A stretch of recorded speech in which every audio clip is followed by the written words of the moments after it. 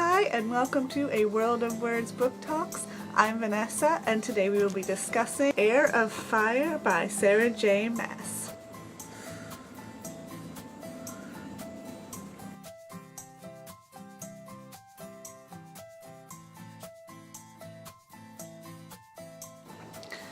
So this book is the third installment in the Throne of Glass series by Sarah J. Maas. If you haven't seen either of my book talks on Throne of Glass or Crown of Midnight, feel free to check those out.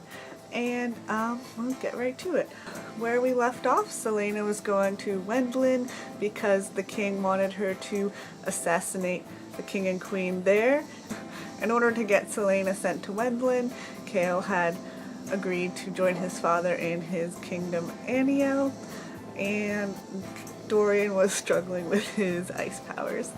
So we start off with Celaena in Wendlin. She very quickly decided she did not want to assassinate the king and queen there because they seemed like decent people. So she just seemed to be kind of wandering around there and hanging out on rooftops and not really sure what to do.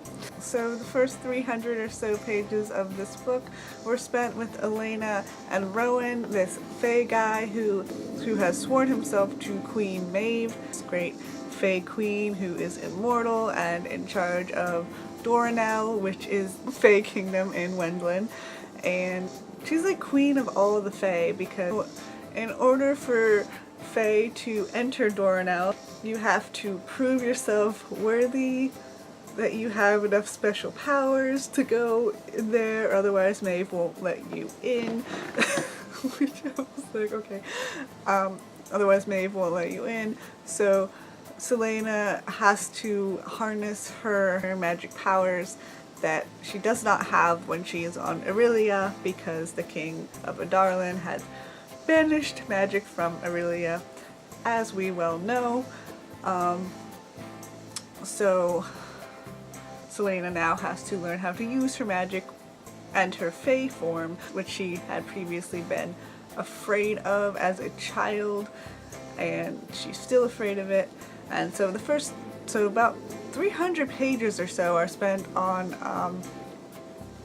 Celaena learning how to use her Fae powers, and Rowan, the Fae dude, prince dude, he says he's a prince of something. I don't know, this book is very confusing the more I describe it. What am I reading? Okay, so Rowan is training her to use her powers. He's this Fae guy who can turn into a Hulk. Because every Fae has two forms. They have their Fae form and then some other form. Celaena's other form is actually her human form, which is kind of interesting. Meanwhile, back in Aurelia, Dorian is struggling with his ice powers, which I was thinking of. I'm like, Celaena has fire powers and Dorian has ice powers. Isn't that so perfect? They balance each other out. That is really, really cool. So Dorian is learning how to trying to learn how to suppress or control his ice powers, and he ends up having a romance with Scorcha or Scorcha. So Dorian ends up having this romance with this girl named Sorsha, who is a healer in the castle and turns out to have been the one who has been healing all of their injuries for the last 2 books, and no one even bothered to learn her name. Dorian has a romance with her that's a little side plot, and she helps him create tonics to suppress his magic powers. Oh, and they also introduce another character, Adian, who is apparently Celaena's cousin, Adian Galathanese. Quite a mouthful, these names. Has been working for the king of Adarlan, supposedly, and is one of his greatest general people who goes off and does the King of Adarlan's bidding, and he's apparently just been off doing things the whole other 2 books apparently. And so Chaol kind of butts heads with this guy a little bit. Chaol and Dorian aren't speaking to each other because of reasons I'm still a little fuzzy. Like, they're mad at each other. Chaol's somehow mad at Dorian for having magic powers, it seems. I'm still not sure why they're not friends anymore. Are they still both upset about Celaena? If anybody knows why in the beginning of this book they aren't friends or are still mad at each other, I'm still confused about that. I don't know why they're still mad at each other. I'm like, obviously he's hiding his powers because he has to. Why are you mad at him? It's not his fault he has magic powers, just like it's not your fault that you don't have magic powers. Why are they mad at each other? You're friends. Be friends. Let's all be friends. So I think that's kind of explaining what goes on for about the first half of the book, though it's not really any major spoilers going on there. That's it for the non-spoiler section of this discussion. Anything I say after this will most likely contain spoilers, so if you have not read the book and would like to read the book and not be spoiled, I suggest leaving the video now, finishing the book, and coming back and hearing all of my crazy reactions to the last couple hundred pages, because that's when like all the good stuff happens. Is like after page 300 or so is where like everything goes crazy. So I'll see you then. Bye. Okay. So for anybody who is still with me, Manon the Witch Lady. Okay, so that first scene with Manon when she was ripping out someone's teeth and then smiling, and it described all the blood dripping from her mouth. That was just disgusting. So that was really not a good indicator of what was to come with Manon's character. I was really shocked actually that this character continued to have a point of view and a storyline, and I was really confused about these witches because it seemed like they were supposed to be sympathetic characters, and then they were just so unpleasant. They would casually mention stabbing each other way too often for my personal comfort, so I don't even know what to say about them. Every time they were described, I was just completely put off, and I was so uncomfortable. They're terrifying. Oh my god. Oh my god. You're so creepy. So creepy. Oh, and then when I learned that they were going to be getting wyverns, yes, that is how you pronounce it. I looked it up on 8 different online sources, how to pronounce that word for that mythical creature. It is wyvern, not wyvern, not wavern. Wyvern. Why? Why is it wyvern? I don't know, but that's what it is. And when I first learned that the king was going to give the witches the wyverns, I was, no. I do not want to see those witches with those creatures. That's terrifying. Oh my god. No, please, no. The one thing I did end up liking, I liked Abraxos a lot, her wyvern. I thought it was really cute when he was lying on his stomach and sniffing the flowers. I really like that part. He reminded me just like of a dragon from How to Train Your Dragons or something like that. So I really liked him a lot. Manon, I'm still a little bit iffy on, especially the way her storyline ended. She still seemed like, even though it's that one Crochan witch was saying it's not their fault, they made you this way, they made you evil. And even though Manon did save that other witch, I still am a little bit iffy on her character. I don't know, I wonder what would happen if her and Celaena met. That would probably be interesting. I don't know if they'd be friends, I don't know if they'd be enemies, I don't know. I'm still completely, like, at first I completely disliked Manon and was very put off by her. And And I'm a little like, I'm still not quite sure about her. We'll see what ends up being done with her character, because it does look like there are plans in the works to do something with her character. So I'll just sit back and see what happens with that. Adian's character.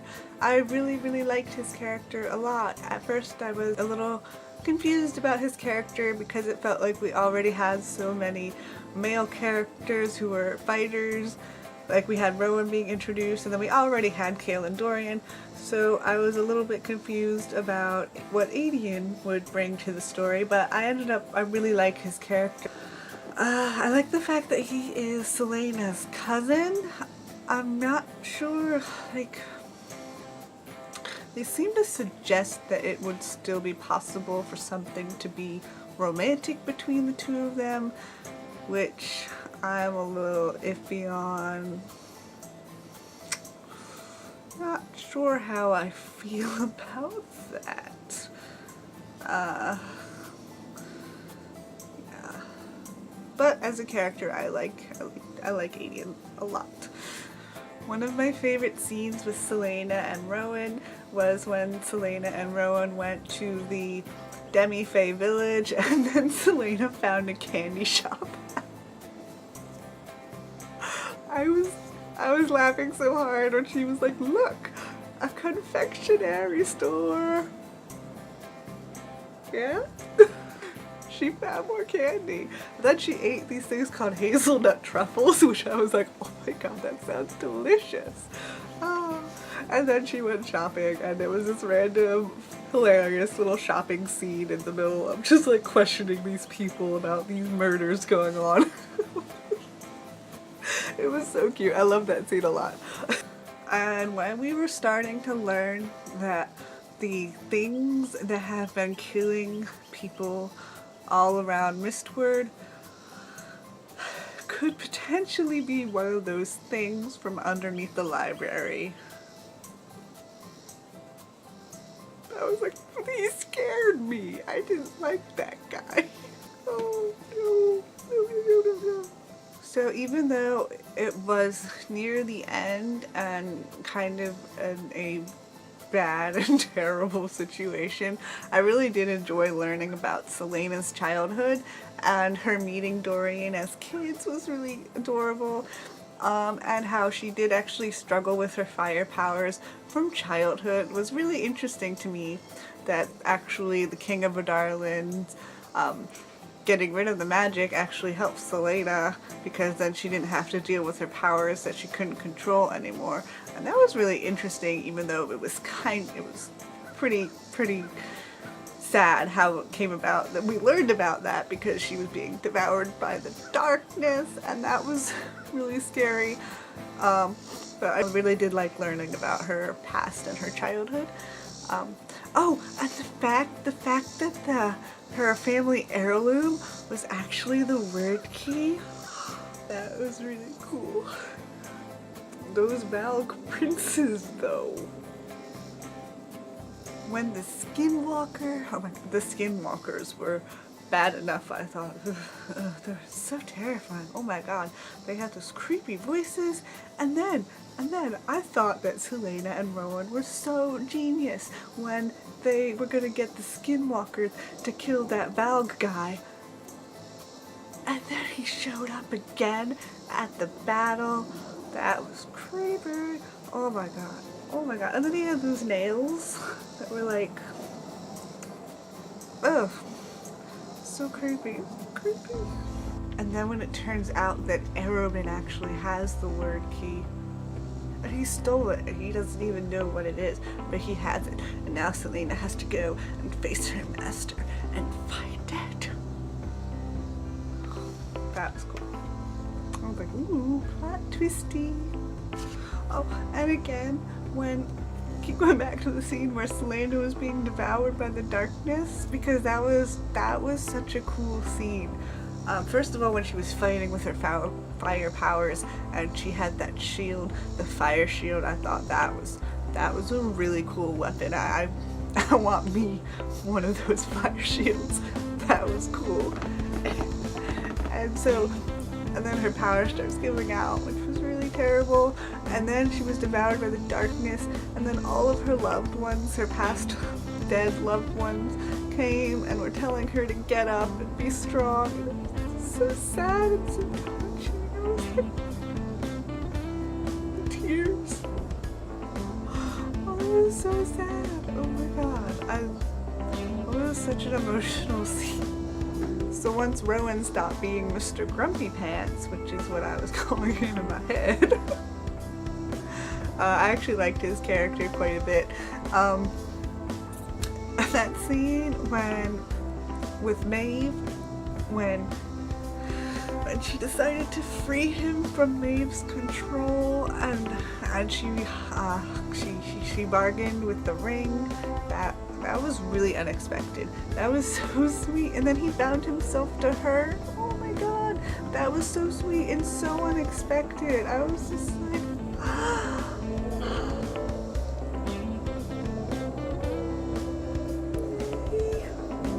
oh, cuteness. Oh, yay. Yay, yay, yay. That was so sweet. And then Maeve's all pissed off and just like flies away as an owl.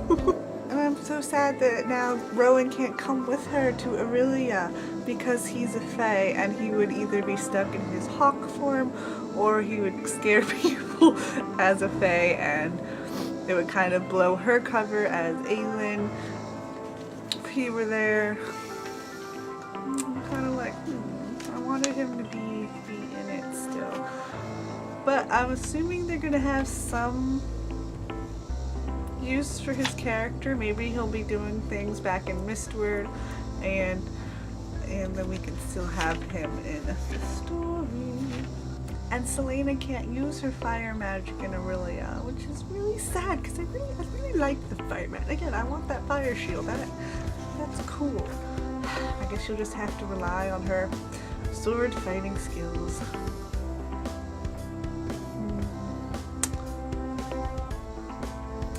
So let's discuss the room. Let's discuss the scene with the king and Dorian and Kale and Adian and Sorsha at the end. Where do I even start with this scene? Okay, so I thought Dorian and Sorsha's relationship was cute. You know, I didn't expect it to last the whole series, but you know, she was cute and she was helping him get through his tough time, and then she was just beheaded.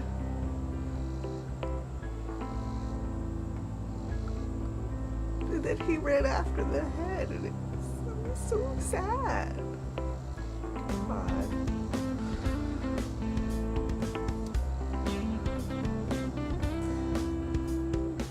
And then Aiden is in chains and being led to the dungeons. Hopefully he gets to see Selena again. I don't know. He better. That was not good. And then King was gonna kill Kale. So Dorian goes up and ice blasts everything, freezes the whole room, and I was just like, awesome. So awesome. And so then Kale gets away, and then the king is all like, I knew you had powers. I suspected you had powers. And then he like the collar. Oh, Dorian.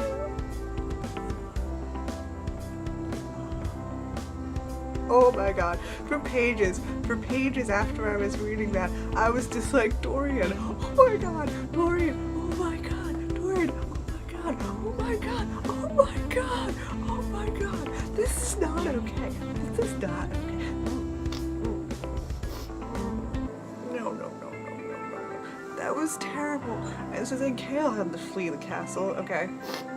Kale had to get out of there, so he grabs Fleetfoot and he runs out of the room, and then he goes down to the secret passageway, and then he lets Mort know where she's going. We really needed more Mort in this book. I missed Mort, but I'm glad that he saved Fleetfoot, because Yeah, you don't want to leave Fleetfoot behind. You can't. The poor dog. The poor dog has been through so much. He's already been attacked by a demon and everything. So I guess Kale's looking after her now. Oh, and the exchanging of the sword when he was at the river and he has Demarius, the special Gadathinius sword, and then he threw away his sword from Kingdom of Darkness, like, I'm done with you. And the eagle thing flew away, and now he has this cool sword by Selena's ancestors. I'm sorry, I don't have anything to represent a sword. I have Fleetfoot. No, this isn't Fleetfoot, this is Jade. And so instead he was going to be using a sword by Selena's ancestors, which was so cool and so symbolic. Oh, I'm really excited for Queen of Shadows. So that is it for my Heir of Fire book talk. Hope you enjoyed. I'm Vanessa. Have a great day.